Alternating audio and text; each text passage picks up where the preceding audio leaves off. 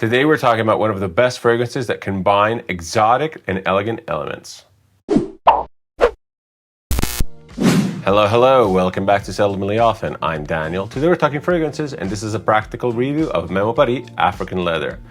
These reviews are for fragrances I have a lot of experience with, multiple wears and main situations, and I'm meant to give you a general idea of what it feels to wear the fragrance. As per usual, I do a lot of research before buying fragrances these days, but I don't really like to go into details about notes and accords, as I don't really feel that they help the end user. I'd rather talk about the wear experience as a whole. Today we're tackling one of the highly requested ones, Memo Paris African Leather. I've been sitting on this one for quite a bit now, and I gave in this mini wears even in the summer season. I think this is a great overall all year round scent for those who are seeking a little bit more of an exotic type of vibe.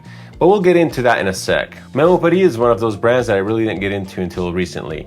Maybe it was the high prices, retail prices for that. Maybe it was the fact that most of the fragrances, including this one, and maybe specifically this one, were overhyped by the community. And I'm the kind of person that if something is overhyped and overly talked about, I tend to steer away from that. And I know this might come across as a little bit snobby and petty, but I can't really do anything about it. This is just how I am. And this type of behavior manifested within movies, TV series, music, a lot of other things. If something is highly talked about, if something is like mainstream, I really don't like it, and I tend to want to discover it maybe later down the road on my own. My whole Memo journey started out with Tiger's Nest, an incense-forward fragrance with balsamic notes, which is absolutely to die for. I really like it, and I'll be reviewing that soon. But the act of tackling Memo from the sidelines with one of the not-so-popular fragrances really opened that door to the brand, and actually, it really gave me a chance to understand what the brand is about. Tiger's Nest specifically is a very strong fragrance. It opens up strong. It has a very strong character. So I figured that a lot of the Memo Paris would be along that route, but I was wrong. And now I have this, I have Iberian leather, and I had Sintra, which I traded off.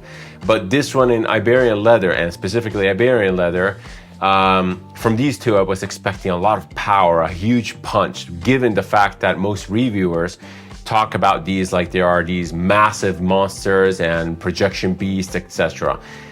I was really disappointed, and I'll get to that in a sec. That being said, these two fragrances throughout the wears, because I was really stubborn about it, they sort of grew on me, and I really understood what this house is about and why it's so good. As I mentioned, Memo Paris is not a cheap house. I was initially put off by the prices. If you go on their official website, the prices for the fragrances are just ridiculous. I don't think objectively that these fragrances are worth that price, but given the fact that I found sources and discounters that offer them pretty much at half the price, then I would say they're quite good if you like that scent profile. They have a ton of scents. They're a little bit scattered, but most of them have this oriental-ish type of theme. Specifically, their most popular fragrance line is the leather line, which this one here is the most popular of. I would say that it's a little bit deceiving in the fact that a lot of the leather line fragrances don't really feature leather as prominently as you would think. Memo Paris African Leather is one of those, and I really don't get much leather in here at all. On the flip side, Iberian leather, which is regarded as one of the most potent fragrances in the leather line, does feature leather, but again, the whole scent profile and the way the fragrance is built was initially really disappointing to me. In a way, I was expecting another homage or maybe like an Orto Parisi.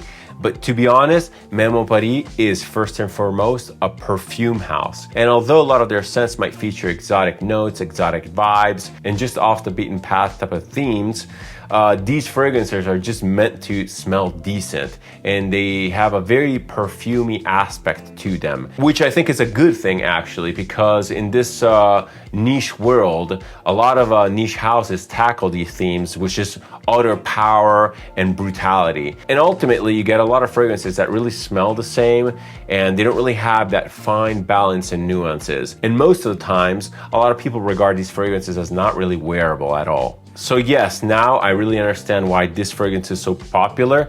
I don't think people understand why it's so popular or why they like it, just because they really haven't gone to the more extreme side to then come back and appreciate this, but that's another conversation. Before talking about the scent profile, as usual, let's talk about the presentation. I mentioned this also in the Sintra video. Memo Paris has really excellent presentation, and it's actually really unique within the fragrance space. All of the fragrances that I've seen come in this really interesting bottle design. You have this frosted glass bottle design, which at the same time gives a really unique effect, which on the flip side is incredibly fingerprint resistant, which I love. The front of the fragrance is always dominated by this metal plaque, which is decorated with various motifs of the fragrance. The metal cap is solid, it feels heavy, but not too heavy. It's just a really good quality cap. You have an embossing on the top with the M of Memo, the same embossing as on top of the atomizer. Speaking of the atomizer, it's okay, it's decent. I would say it's upper mid-tier.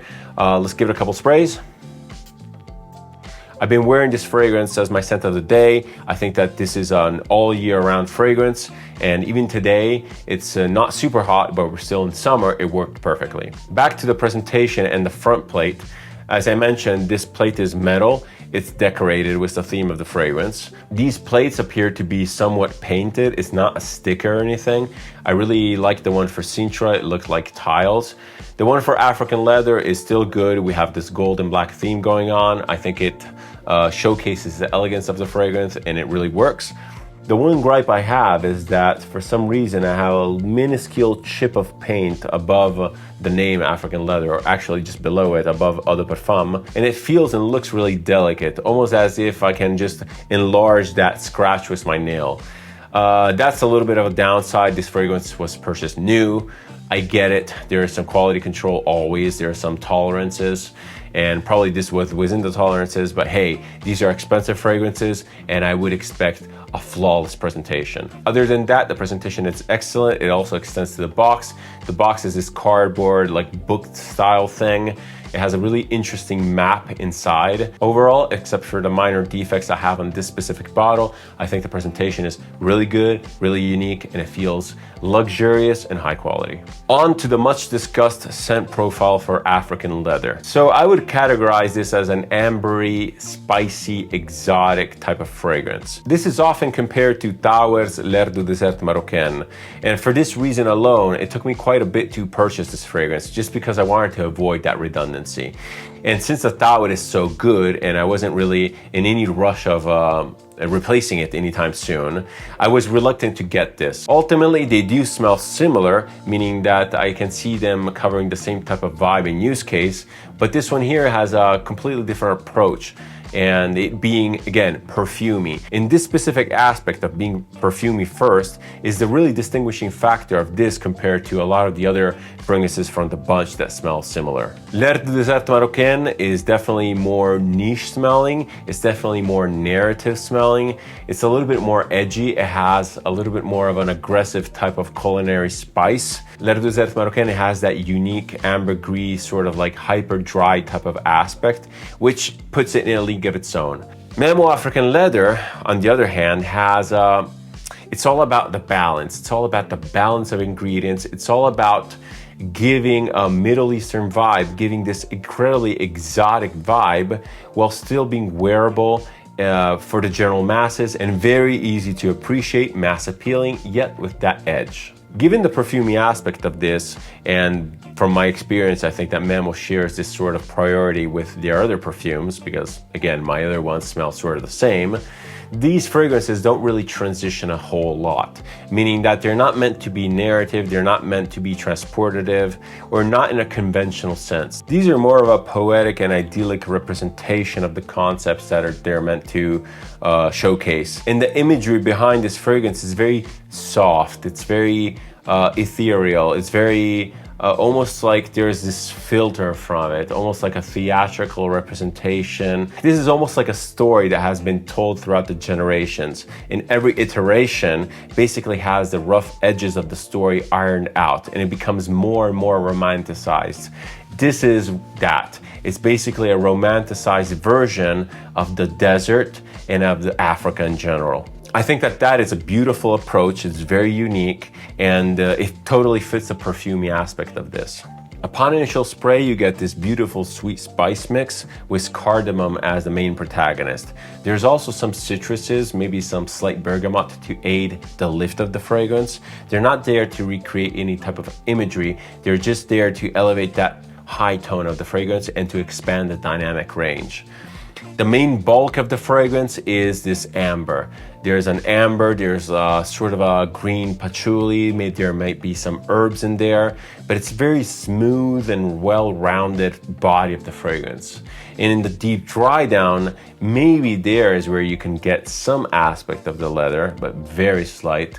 But what I get is mostly just more amber, but toned down, very delicate, not overly sweet, with a hint of vanilla. And again, more spices. There might be some resins, some myrrh, and some incense. Actually, incense might be one of the most detectable base notes for me. I might be especially sensitive to incense, and maybe that's why I like it so much. But the incense base kind of reminds me of the one in Tiger's Nest, and that might just be due to the fact that they both share raw materials to a degree. The fragrance to me comes across as very pastel in color. It's very pink, like apricot. We have this like very light yellow, light orange. This is far from the aggressive fragrance that is marketed on YouTube and from other reviewers.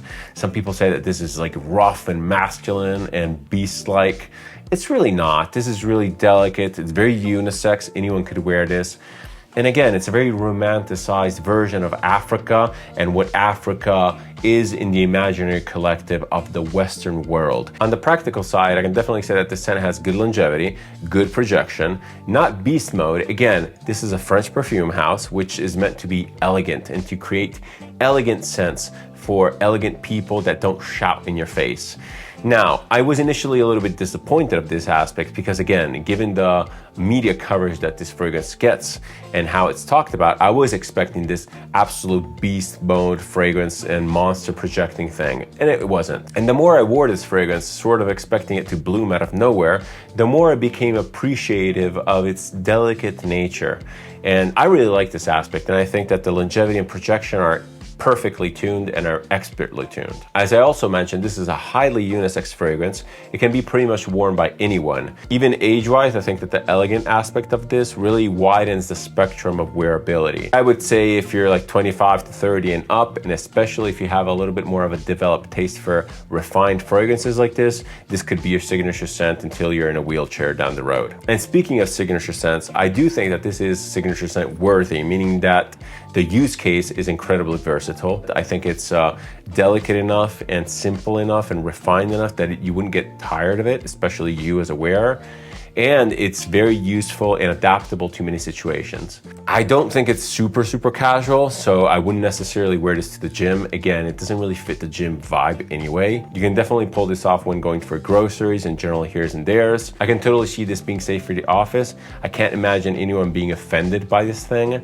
Just don't overspray, but that is also true for most fragrances. And although this can be worn in the daytime in a more casual setting, I think this thing really shines in a little bit more of a dressed up mode and a dressed up attire, and maybe in an evening type of situation, maybe like a little bit more of a formal type of situation. This goes well with mood lighting and that kind of event and that kind of vibe. This is a very relaxed and relaxing type of scent profile. It doesn't scream energy. It doesn't scream go out and do like a lot of citrus fragrances do. Again, this is a perfumey scent, and by design, perfumey scents are meant to be wearable. So fear not, just give it a try in any situation and you be the judge. Overall, I think that Memo Paris African Leather is an excellent scent. It took me a while to wrap my head around this. It took me a while to understand the Memo Paris concept. Now, do I think that this is overhyped? A little bit. I think it's really badly hyped rather than overhyped. It's just advertised as something which it is not. And unfortunately, this type of fate might create a lot of disappointment in people. Just because you hear something, you blind buy it, you're so excited about this new beast mode fragrance, and then you wear it and you're like, is this it? On the flip side, if you are coming from a little bit more of a design world, or maybe like an entry-level niche world, when people talk about beast mode and you try this, you might be all over it because, again, comparatively to the designers, this is loud, this is strong, and this is exotic. So this might be right up your alley. I think that the point that most reviews fail to underline is that this is a perfumey scent from a very perfumey house. Memo Paris is not one of these extreme houses with daring and unusual concepts. They're very much on rails and they follow a clear intent and idea as the French house they are. If you can get a sample of Memo Paris African Leather, please do so. I would strongly advise against buying this full retail just because, again, the prices on the Memo Paris are just dumb. Thankfully, these are pretty common on discounters, so get yours there if you want. I would say that African Leather is a great starting point for Memo Paris if you want to experience the house for what it is. But I generally think that they're worth sampling, especially if you want to better understand their tone of voice and their creative type of output. If you like this type of content and if you like my approach to videos, feel free to subscribe. It always helps the channel and it's massively appreciated. If you want to interact with me, feel free to leave a comment, suggestion, opinion, or anything else down below. I always reply and I always like to keep the conversation open. Thank you for watching. Thank you so much for your time. Another video down, many more to come as usual. See you in the next video. Cheers.